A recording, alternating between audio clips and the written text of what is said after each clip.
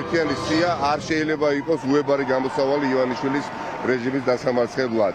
პირიქით მე პირადად ამ შემთხვევაში ჩემი სახელით ვიტყოდი, მიმაჩნია თუ კი რამე აწყობს დღეს ბიძინა ივანიშვილს.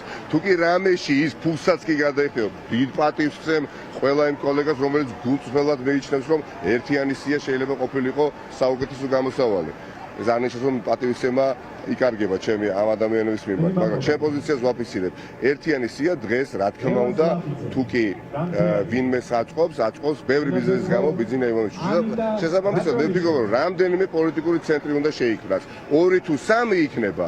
ამას აჩვენებს უახლოესი მომავალი. ამორჩეველი ოპოზიციურად განწყობილი, სახელმწიფოებრივ მოაზროვნე, პატრიოტი, საქართველოს მოქალაქე, ოდესაც წავა არჩევნებზე, მას უნდა ჰქონდეს ორი არჩევანის გაკეთების შესაძლებლობა მაინც ოპოზიციურ ველზე.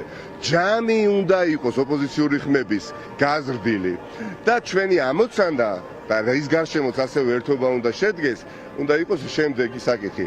მაქსიმალურად უნდა გავაკეთოთ ყველაფერი, რომ არც ერთი ოპოზიციური ხმა არ დაიკარგოს. რა თქმა უნდა, ეს გულისხმობს გამსხვილებებს ოპოზიციურ ცენტრებში. და ყველა ის პარტია, რომელიც თვეში, ერთ თვენახევარში, 2 თვეში მაქსიმუმ დაინახავს საშიშროებას, რომ მან შეიძლება დამოუკიდებლად ვერ გადალახოს ბარიერი, ბუნებრივია, მან უნდა ეძებოს და დარწმუნებული ვარ, პასუხისმგებლიანი ყველა პოლიტიკური პარტია ასე მოიქცევა, საკუთარი თავი გააწევრიანოს რომელიმე მსხვილ პოლიტიკურ ცენტრში. და ეს ასეც იქნება და შესაბამისად მე ვფიქრობ, რომ ნაციონალური მოძრაობა, როგორც პარტია, რომელსაც არ ექნება ბარიერის გადალახვის პრობლემა, უნდა იყოს ცალკე პლატფორმა და ვისაც სურვილი ექნება მათთან ერთად იასპარეზებს და არჩევნებზე და სხვა პოლიტიკური პარტიები ან მეორე პლატფორმას, ან შეიძლება კიდევ დამატებით 2 პლატფორმას ჩამოვაყალიბებთ და ჯამს მე დარწმუნებული ვარ, ასე უფრო გავზრდით,